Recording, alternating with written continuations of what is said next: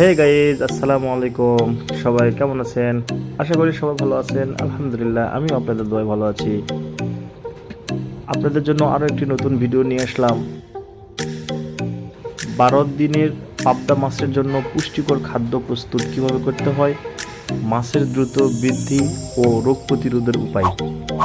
আসসালামু আলাইকুম, আমি Mohammad Abdul Aziz Adamdighi fish hatchery YouTube channel এবং ফেসবুক পেজ থেকে আপনাদের স্বাগতম জানাচ্ছি।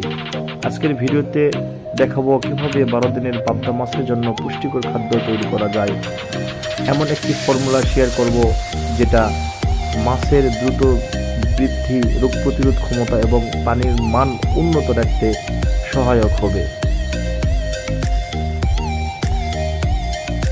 আমরা খাবার তৈরি করতে নিচের উপকরণগুলো ব্যবহার করতে পারি, যেমনটা আমি করেছি।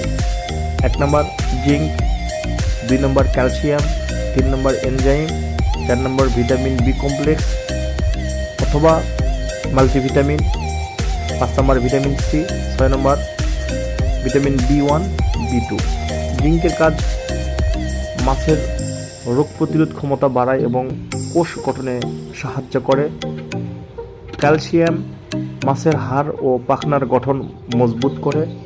এনজাইম হজম প্রক্রিয়াকে উন্নত করে, ফলে খাবার ভালোভাবে পরিপাক হয়।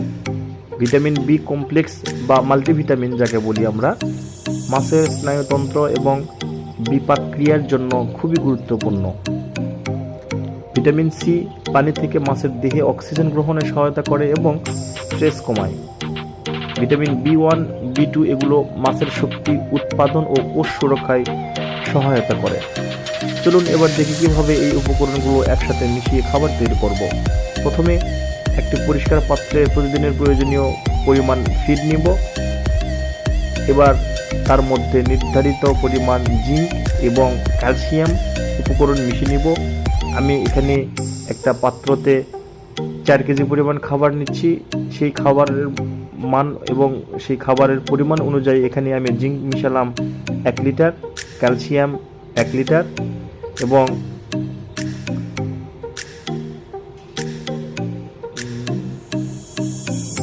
লিভার টনিক দিলাম 1/2 লিটার।